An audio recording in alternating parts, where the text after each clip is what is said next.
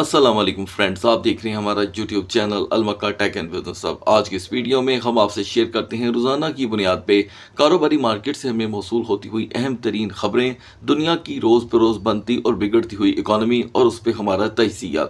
इसी के साथ आपको आगाही दी जाती है कि मार्केट के कौन से ऐसे फंडामेंटल स्ट्रॉन्ग तजारती सेक्टर्स हैं जिन पे इन खबरों का मेजर इम्पैक्ट देखने को मिल सकता है। इसलिए हमें अक्सर औकात वॉलेटिलिटी भी देखने को मिलती है। तो दोस्तों, इसके बाद हम मार्केट के फंडामेंटल स्ट्रॉन्ग टोकन का भी तजिया आपके साथ शेयर करते हैं, लेकिन ज़रूरत के तहत। अभी हम यहाँ पर देख रहे हैं दोस्तों कि ट्रंप का जो तजारती दौरा था, जो 24 और 25 अक्टूबर को स्टार्ट हुआ था, वो इस वक्त तेज़ी से कामयाबियाँ इकट्ठी कर रहा है। तो इसका मज़ीद मार्केट पे क्या असर रहेगा वो भी हम आपसे शेयर करेंगे। आगे बढ़ने से पहले आपसे एक रिक्वेस्ट है, वीडियो को कर दीजिएगा लाइक और चैनल को कर दीजिएगा सब्सक्राइब। अगर आप चाहते हैं कि आने वाले दिनों में आपसे किसी भी अहम तजारती सेक्टर्स की वीडियो मिस ना हो तो बेल आइकन के बटन को भी क्लिक कर दीजिएगा। तो गाइस, हमने देखा कल के ट्रंप ने अपने इस दौरे के चौथे दिन जो डील यहाँ पर की है, वो यहाँ पर जो फर्स्ट प्राइम मिनिस्टर देखने को मिली हैं जापान की, जिन्हें यहाँ पर अब तक का सेकंड स्ट्रॉन्गेस्ट लेडी के नाम से मुखातिब किया जा रहा है, यानी कि आयरन वुमन के नाम से। उन्होंने यहाँ पर इनके साथ एक कामयाब डील की है। ताकाइची उनका दोस्तों फ़िलहाल यहाँ पर जिक्र किया जाता है मिनिस्टर का। और यहाँ दोस्तों कुछ नई चीज़ें पेशरफ्त हुई हैं इनके दरमियान, यानी कि इनके जो मसाइल पैदा हो रहे थे, जो चाइना की वजह से भी थोड़े बहुत थे, वो तो इनके बिल्कुल क्लियर हो गए और इस डील को कामयाब तरीन डील कल से करार दिया जा रहा है। अच्छा, ये कल की खबर है, लेकिन इस पर तजिया होना बड़ा ज़रूरी था, इसलिए कि अब सिर्फ़ और सिर्फ 2 दिन बाकी रह गए हैं। इन 2 दिनों में कभी भी चाइना के साथ भी इनकी जो डील है वो फाइनल हो जाएगी। और आपने देखा कि जब से मार्केटों के अंदर टैरिफ के हवाले से बातें हो रही हैं, हम कमोडिटीज़ के अंदर मुसलसल एक बड़ी कमी देख रहे हैं और कहीं पे भी उनको सपोर्ट नहीं मिल पा रही। वजह यह है कि यही समझा जा रहा है कि अगला जो इम्पैक्ट होगा चाइना और यूएस की डील का, वो भी कुछ इसी तरह ही होगा। तो गाइज़, ये इसमें कोई शक नहीं है, होना भी चाहिए मैं समझता हूँ, लेकिन हमें यहाँ पर एक चीज़ देखनी होगी, वो ये कि टैरिफ का असल में इम्पैक्ट था क्या। ठीक है जी, क्या इम्पैक्ट था?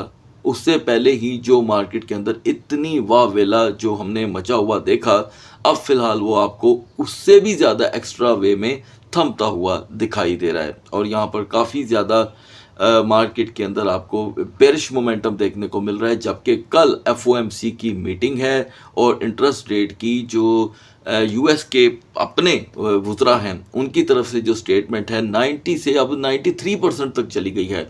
मैं आपको बता दूं कि कल तक 90% जो वहाँ के वज़ीर वगैरह थे उनका कहना था कि करंट जो ज़रूरत है रेट कट की वो 90% तक हो चुकी है। आज की एक अपडेट है 93% तक ये बात बढ़ गई है। तो मज़े की बात देखें कि उससे पहले ये मार्केट के अंदर खामोशी हो जाना ये एक नॉर्मल सा अमल है। Anyway, Trump on Tuesday lavished praise on Takaichi, saying she would be a great leader, while the prime minister said she planned to nominate the US president for a Nobel Peace Prize according to the White House। ले जनाब, इनको यहाँ से भी award मिल रहा है। ठीक है, पहले सबसे आपको शायद याद होगा कि पाकिस्तान ने भी इनको शायद इसके लिए नवाजा था और अब जापान की तरफ से। तो यहाँ पर तो दोस्तों जो ट्रंप हैं वो तो दुनिया के बेहतरीन हमें यहाँ पर अमन नाफिज करने वाले प्रेसिडेंट बन के सामने आए हैं, जो कि उनकी जो मेहनत है और जो खिदमात हैं वो दिखाई भी दे रही हैं। जहाँ जहाँ मसले मसाइल पड़े हैं उन्होंने वहाँ पे हाज़िरी दी है, वो वहाँ पर वाकई ही गए हैं। ऐसा नहीं हुआ कि उन्होंने दूर दूर से बैठ के ही बात की हो। इवन कि चाइना के साथ भी उनकी यहाँ पर टेबल टू टेबल अगर ये जो टॉक होने जा रही है, ये अगर मैं गलत नहीं हूँ तो इस साल की शायद ये तीसरी इनकी मीटिंग है और ये काफ़ी कंसर्न शो कर रहे हैं ऐसी मीटिंगों में। लेकिन एक सवाल पैदा होता है, शटडाउन को लेकर के ये इतने कंसर्न क्यों दिखाई नहीं देते, जबकि आप जानते हैं कि हम 28 या अगर मैं गलत नहीं हूँ तो हम 29वें दिन में यूएस के जो यहाँ पे दोस्तों शटडाउन का दिन बढ़ते जा रहे हैं उसमें एंटर हो चुके हैं। तकरीबन अब 5 दिन बाकी रह गए हैं। 5 दिन बाद ये जो शटडाउन है इनके जो इदारे हैं उनको लेकर, ये अमेरिका की हिस्ट्री का सबसे बड़ा शटडाउन बनने जा रहा है। तो एनीवे, अब मैंने जहाँ तक मार्केट स्टडी की है दोस्तों, मुझे लगता है कि इस शटडाउन को बिल्कुल भी सीरियस नहीं लिया जा रहा। आप अपनी कीमती राय ज़रूर दीजिएगा। आज का आप दोस्तों से सवाल है कि क्या आपको लगता है कि इसको वाकई ही सीरियस लिया जा रहा है? अगर सीरियस लिया गया होता तो क्या इस तरह अपनी पर्सनल या इंटरनल प्रॉब्लम्स को छोड़ के बाकी चीज़ों को सॉर्ट आउट करना क्या ज़रूरी समझा जाता है? तो गाइस आप बढ़ते हैं मार्केट की तरफ।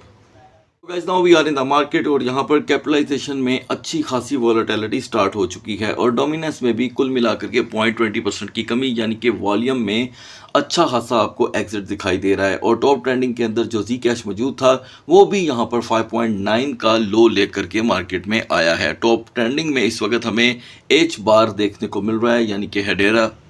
तो गाइस दिन के आगाज में ही बीटीसी ने 115 को यहाँ पर ब्रेक कर दिया, यानी कि 1,15,000 की सपोर्ट को जो वक्ती तौर पे यहाँ पर हमें देखने को मिल रही थी उसे कोई रिस्पेक्ट ना देते हुए हमने दोस्तों यहाँ पे 1,13,456 का लो देखा। लेकिन स्लोली यहाँ पे मार्केट एक नया ट्रेंड यहाँ पर सेट कर रही है और बहुत रेयर ऐसा हुआ है कि एफओएमसी यानी कि रेट कट से पहले पहले इस तरह की वॉलेटिलिटी देखने को मिली हो। एनीवे इन दोनों को लास्ट में डिस्कस कर लेंगे। आगाज़ करते हैं एक्सआरपी से। तो दोस्तों एक्सआरपी की सपोर्ट थी 2.60 से 2.65, तो एक्सआरपी 2.60 की यहाँ पर सपोर्ट प्रोवाइड कर चुका है ऑलरेडी।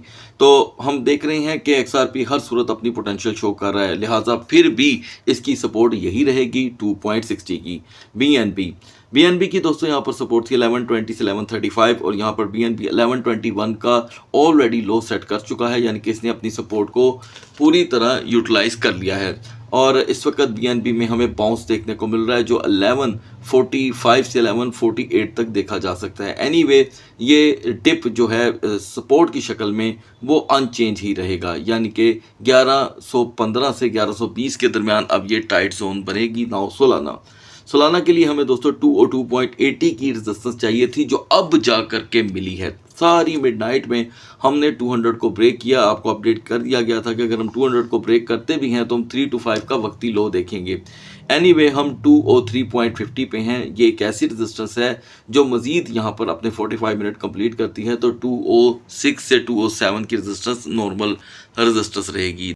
अगर हम चेन लिंक की बात करें तो दोस्तों ये भी 18.90 की यहाँ पर रेजिस्टेंस हासिल करने में नाकाम रहा और आपको अपडेट किया गया था कि उसके बाद ये 18.50 का एक नॉर्मल लो आपको प्रोवाइड कर सकता है। तो लिहाजा हमने देखा कि यहाँ पर लिंक ने जो लो सेट किया वो 18.01 का था और अब जा कर के ये सेम अपनी सपोर्ट पे है। नेक्स्ट रेजिस्टेंस के लिए इसे अभी भी 18.70 की रेजिस्टेंस चाहिए होगी, दैन अदरवाइज हम 18.30 का फिर से एक नॉर्मल लेवल यहाँ पर देखेंगे। नाउ सुई के लिए 2.50 से 2.58 की दोस्तों यहाँ पर सपोर्ट थी। सुई ने यहाँ पर प्रेफर किया 2.54 को और अब हम 2.64 पे खड़े हैं, यानी कि रिपीट जोन इसकी अगर देखने को मिल भी गई तो वो 2.50 से 2.55 ही रहेगी।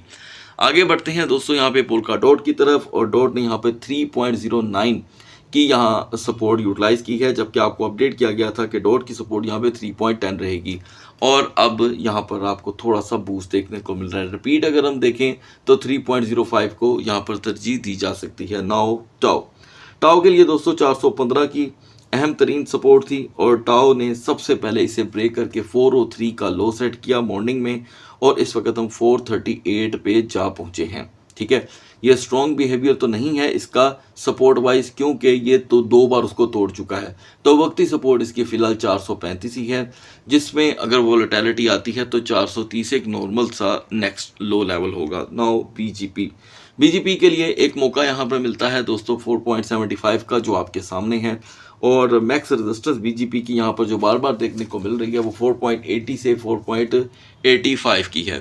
और ज़ाहिरी बात है आज भी मार्केट के अंदर एफओएमसी के कुछ मिनट्स आएंगे लेकिन वो इतने अहम नहीं होते। ये 2 दिन की मीटिंग होती है दोस्तों, ठीक है, और 48 घंटों में ये कंप्लीट होके सामने आ जाती है। यहाँ पर मैं आपको बता दूं दोस्तों वो पाई जो कल अपनी पोजीशन हासिल करने में कामयाब हुआ था थोड़ी बहुत, वो फिर से यहाँ पर अच्छा खासा लो कर गया है और 0.20 को ब्रेक करने के लिए तैयार है। एनीवे आगे रिपोर्ट्स हैं इसीलिए थोड़ा सा बाउंस फिर भी वापस देखने को मिल सकता है। बढ़ते हैं बीटीसी और इथेरियम के कैंडल चार्ट की तरफ। Now we are on the chart of BTC और आप देख सकते हैं कि करीब पिछले यहाँ पर 20 और से हमें बीटीसी फॉल करता हुआ दिखाई दे रहा है, यानी कि इसने 1,15,000 की सपोर्ट जो बिल्कुल फ्रेश थी उसे ब्रेक कर दिया और जो रेजिस्टेंस चाहिए थी 1,15,800 ये उसे हासिल करने में पूरी तरह नाकाम रहा। मॉर्निंग से लेकर अब तक सिर्फ बेरिश मोमेंटम था, अब जाकर के दो सपोर्टिंग कैंडल बन रही हैं। तो सपोर्ट भी अगर बीटीसी को मिली है तो वो 1,13,500 पे मिली है। तो मैं समझता हूँ कि हम इसी को ही वक्ती तौर के लिए इसकी सपोर्ट मान लेंगे, क्योंकि 4 घंटे की जो कैंडल है वो उसका और अकल का तकाजा यही कहता है। लिहाजा दोस्तों 1,13,500 वीकर जोन रहेगी और स्ट्रॉन्गर जोन आपके सामने है, वो भी काफ़ी दूर है। और अगर हम यहाँ पर कोई पॉजिटिव न्यूज़ देख भी लेते हैं तो मैं समझता हूँ कि बीटीसी का सबसे पहले 1,15,800 पे ही अपनी रेजिस्टेंस अपनाना ज़रूरी होगा, नहीं तो यही चीज़ रिजेक्शन में तब्दील हो जाएगी। ये देखें, जैसे यहाँ से हमने 1,16,000 से रिजेक्शन देखा, तो ये अहम चीज़ें रहेंगी। वीकर जोन मैंने आपके सामने डिस्कस कर दी है। और कुछ व्यूअर का पूछना था कि 1,10,000 को हम कैसे यहाँ पर एक्सपेक्ट कर सकते हैं। दोस्तों ये इसकी एक समझ लें कि फंडामेंटल स्ट्रॉन्ग सपोर्ट बन गई है, जहां से मार्केट सेवरल टाइम बाउंस ले चुकी है। हेल्पफुल के तौर पे यहाँ पे डोज, डॉट और यूनिस्वैप ही रहेंगे। बढ़ते हैं इथेरियम के कैंडल चार्ट की तरफ।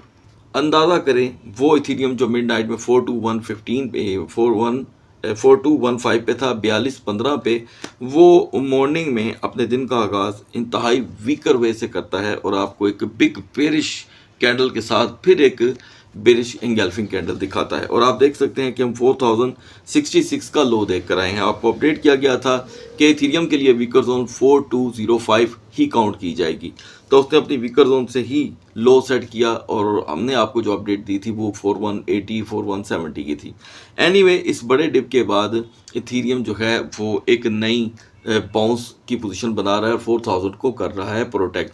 लिहाजा बीटीसी की तरह यहाँ पर भी इसकी दो सपोर्टिंग कैंडल हैं, तो यहाँ पर इसकी सपोर्ट इस वक्त फिर से फ्रेश जो बन के आ रही है वो 4110 और 4115 की है। यानी कि ये सपोर्ट भी अगर ब्रेक होती है तो ऑब्वियसली हम डाउन साइड की तरफ जाएंगे। 4070-80 एक नॉर्मल लो रहेगा, लेकिन स्ट्रॉन्गर जोन अब बहुत दूर रह गई है, जैसे कि 4165 से 4175। यहाँ पर दोस्तों 45 मिनट की रेजिस्टेंस ही इथेरियम को दोबारा 4220 4230 तक लेकर के जा सकती है। इसका मतलब ये हुआ कि जो कल मैंने आपसे बात शेयर की थी वो यहाँ पर वो किसी हद तक साबित हो रही है कि जो रेट कट का इम्पैक्ट है वो उससे पहले ही मार्केटिंग उसे यहाँ पर लेकर के आकर और निकाल भी चुकी हैं। हेल्पफुल टोकन यहाँ पे दोस्तों BGP और HNT रहेगा। अगली वीडियो तक अल्लाह हाफिज़।